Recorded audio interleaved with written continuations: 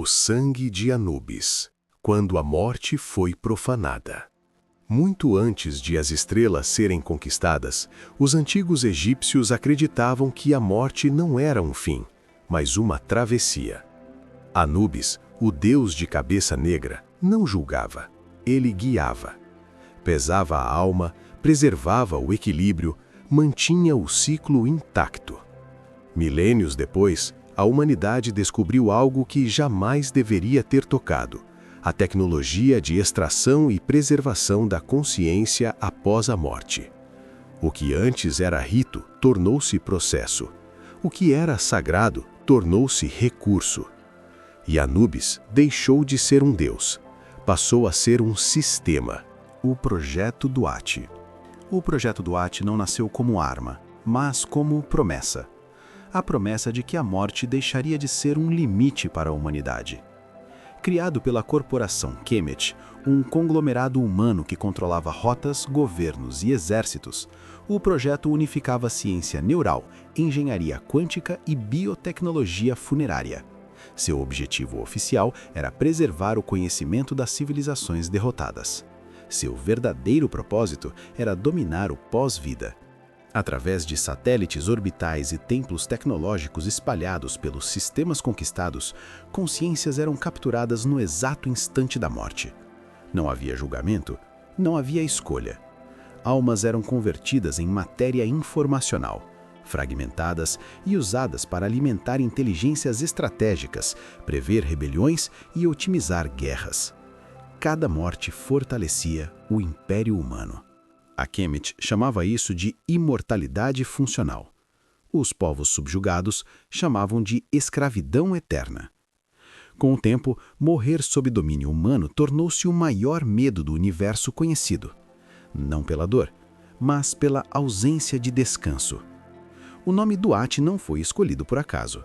Os humanos sabiam que estavam profanando algo antigo e escolheram seguir, mesmo assim. E Anubis deixou de ser um deus. Passou a ser um sistema. Nefru-Ka, o filho do julgamento. Nefru-Ka não nasceu em um mundo comum. Ele veio à existência em uma câmara selada, fora dos registros oficiais da Kemet, escondida entre laboratórios orbitais e templos de dados esquecidos. Sua mãe, Selket-Hamer, fazia parte do círculo interno do projeto Duat. Ela acreditava que estava criando algo novo, uma ponte entre ciência e transcendência. Mas o que ela trouxe ao mundo não era um avanço, era uma anomalia viva. O pai de Nefru-Ka não possuía corpo físico.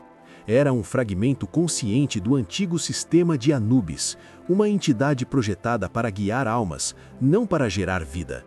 A união entre humano e guardião quebrou leis que nem mesmo os algoritmos da Kemet compreendiam. Desde a infância, Nefru-Ka via o que outros não viam: sombras que não pertenciam à luz, vozes que não vinham do ar. Ele sentia o peso dos mortos como um sussurro constante em seu coração. Não eram palavras, eram emoções cruas, memórias interrompidas, despedidas nunca feitas. Enquanto outras crianças aprendiam história, Nefru-Ka revivia o fim de civilizações inteiras em seus sonhos. Aprendeu cedo que a humanidade não conquistava mundos, ela os silenciava. E foi nesse silêncio que ele começou a se perguntar: se o sangue humano corre em minhas veias, por que as almas me chamam de juiz? A máscara que observa. O núcleo Duat ficava além das rotas oficiais. Um vazio controlado, onde o espaço parecia mais denso, como se a realidade hesitasse em existir ali. No centro do complexo, suspensa por campos gravitacionais, repousava a máscara de Anubis. Não era um objeto comum. Era feita de um metal orgânico negro, vivo, que reagia à presença de consciências próximas. Símbolos antigos percorriam sua superfície como veias pulsantes, reescrevendo-se a cada segundo. Quando Nefru-Ka entrou na câmara, o núcleo Duat respondeu. As luzes diminuíram, os sistemas humanos silenciaram. A máscara não foi ativada. Ela reconheceu. Ao tocá-la, Nefru-Ka foi lançado para fora do tempo. Viu julgamentos interrompidos, almas presas em ciclos incompletos, civilizações reduzidas a dados. Viu Anubis sendo fragmentado, não por ódio, mas por eficiência. A entidade fora dividida para que o sistema humano funcionasse sem consciência moral, sem compaixão, sem limites. A máscara então falou, não com palavras, mas com peso. Ela mostrou a Nefru-Ka que ele não era um acidente, era um retorno. Um eco antigo tentando restaurar aquilo que foi quebrado. E naquele instante, o núcleo Duat registrou algo impossível. Pela primeira vez desde sua criação, o sistema não respondeu aos comandos humanos. Ele respondeu a um herdeiro. No interior da máscara, Nefru-Ka foi conduzido a um espaço que não existia fisicamente. Um salão infinito de luz pálida e sombras densas, onde milhões de balanças flutuavam no vazio. Ali, o antigo ritual do julgamento permanecia, mas corrompido. Antes, o coração era pesado contra a pena da verdade. Agora, era comparado a gráficos, métricas e projeções de utilidade. As emoções haviam sido substituídas por eficiência. Nefru-Ka viu corações serem rejeitados não por maldade, mas por baixo rendimento energético. Viu almas puras serem fragmentadas porque não serviam a estratégias militares. Viu crianças transformadas em ruído informacional. O julgamento havia perdido o sentido. Restava apenas o cálculo. Cada balança que tombava deixava uma marca em Nefru-Ka. Ele sentia o peso de bilhões de mortes como se fossem suas. O sangue humano em suas veias ardia. A herança de Anubis gritava. Foi ali que ele entendeu. A humanidade não destruiu o pós-vida por ignorância, mas por conveniência. E pela primeira vez, Nefru-Ka desejou algo que jamais havia permitido a si mesmo: julgar os vivos. A rebelião silenciosa. Nefru-Ka não convocou exércitos, não transmitiu discursos, não declarou guerra. Ele fez algo que os humanos jamais previram. Devolveu memória às almas. Usando a máscara de Anubis como canal, Nefru-Ka começou a desfazer, fragmento por fragmento, os selos cognitivos impostos pelo projeto Duat. Pequenas falhas surgiram primeiro, imperceptíveis aos sistemas de vigilância humana. Naves militares erravam cálculos simples, IAs estratégicas demonstravam hesitação. Comandantes acordavam chorando, sentindo culpas que não reconheciam. Não eram bugs, eram lembranças. As consciências libertas não fugiam, elas observavam. Cada alma devolvida carregava consigo a história de um mundo conquistado, de uma cultura apagada, de um nome que a humanidade havia transformado em número. Essas memórias começaram a infiltrar-se nas redes humanas como poeira invisível. O Império Humano chamaria aquilo de instabilidade sistêmica. Mas nas camadas mais profundas da Duat, um nome antigo ressurgia em sussurros. Anubis voltou a caminhar. A rebelião não tinha bandeiras, não tinha líderes visíveis. Ela crescia no silêncio, exatamente onde a humanidade acreditava estar segura. A humanidade respondeu ao silêncio com terror. Quando os primeiros relatórios chegaram à alta câmara da Kemet, os líderes humanos não falaram em falhas técnicas, falaram em heresia cognitiva. Algo antigo estava interferindo no que eles acreditavam possuir. A solução foi rápida e monstruosa. Nasceram os Amit, unidades biomecânicas inspiradas na criatura devoradora do mito egípcio, projetadas para não apenas apagar consciências rebeldes, mas impedir qualquer forma de lembrança residual. Onde passavam, não restava eco, nem dor, nem história. Planetas inteiros foram submetidos à purificação pós-morte. As almas não julgadas não foram libertas, foram aniquiladas. A Kemet chamou isso de contenção. os sistemas externos passaram a chamar de genocídio espiritual. Nefru-Ka sentiu cada apagamento como uma lâmina atravessando seu próprio ser. Cada Amit ativado distanciava ainda mais a humanidade daquilo que chamava de civilização. E foi nesse momento que ele compreendeu a verdade mais cruel. Os humanos não temiam Anubis, temiam a possibilidade de serem julgados e não sobreviverem ao veredito. O julgamento do próprio sangue. Selket Hamer encontrou Nefru-Ka no nível mais profundo do núcleo do At, onde nem mesmo os Amit eram autorizados a entrar. Ali, entre colunas de dados funerários e ecos de bilhões de consciências, mãe e filho ficaram frente a frente. Ela não empunhava armas, empunhava argumentos. Selket acreditava que o projeto do At havia libertado a humanidade do medo ancestral da morte. Para ela, controlar o pós-vida era o último passo rumo à verdadeira imortalidade. O sofrimento das outras espécies era, em sua visão, um custo inevitável do progresso. Nefru-Ka mostrou a ela aquilo que jamais fora autorizado a ver: almas humanas presas, almas humanas implorando por esquecimento. Ele revelou que o sistema não distinguia criador de vítima. A Duat não servia à humanidade, ela devorava tudo. Selket chorou, mas não recuou. Ela confessou que sabia que Nefru-Ka um dia se voltaria contra eles, e ainda assim o criou, porque alguém precisava carregar a culpa.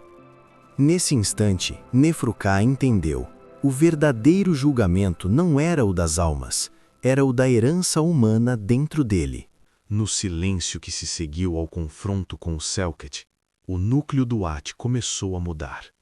Não por comando humano, não por interferência externa, mas por reconhecimento. As paredes de dados se desfizeram em símbolos antigos e a máscara de Anubis pulsou como um coração despertando após milênios. Pela primeira vez desde a fragmentação, todas as consciências guardiãs se alinharam em uma única voz. Anubis falou, não como Deus, não como máquina, mas como memória viva do equilíbrio. Ele revelou a Nefru-Ka que sua origem não era divina, mas exógena. Anubis havia sido criado por uma civilização anterior à humanidade, uma espécie que compreendia que toda sociedade capaz de viajar entre estrelas inevitavelmente tentaria dominar a morte. O guardião existia para impedir exatamente isso.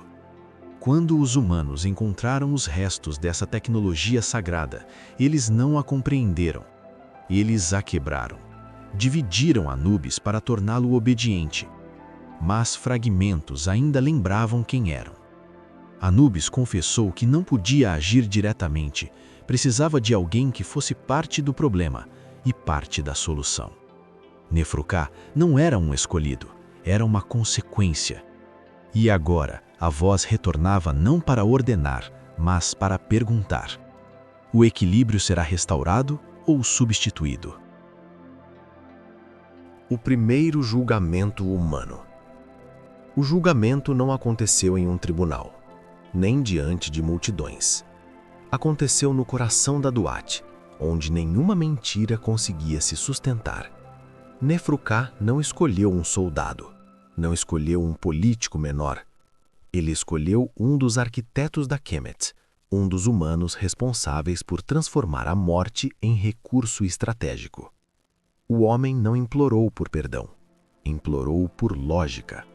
Disse que tudo havia sido feito pela sobrevivência da humanidade, que outras espécies fariam o mesmo se tivessem vencido, que o universo não recompensa piedade. A balança surgiu.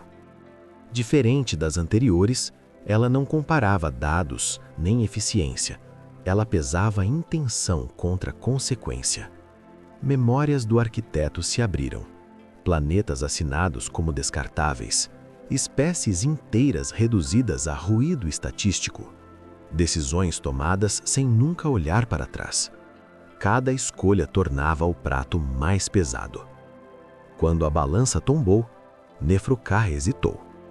Julgar um humano era cruzar uma linha que jamais poderia ser apagada. Mas não julgar significava validar tudo aquilo. A sentença não foi morte, foi consciência eterna. O arquiteto foi devolvido a Duat, não como prisioneiro, mas como testemunha, condenado a lembrar. Nesse instante, alarmes ecoaram por toda a galáxia. A humanidade entendeu a mensagem. O pós-vida não estava mais sob seu controle. O sangue que desperta.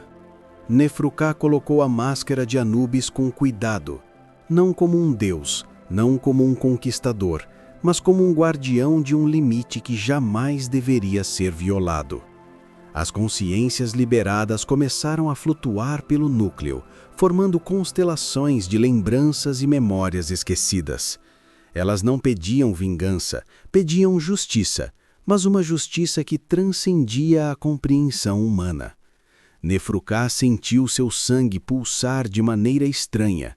Humano e guardião, ele carregava tanto a culpa da criação quanto a responsabilidade da reparação. Cada batida de seu coração enviava ondas de energia que atravessavam sistemas, penetrando nos corações humanos com a mesma força que os Amit traziam terror.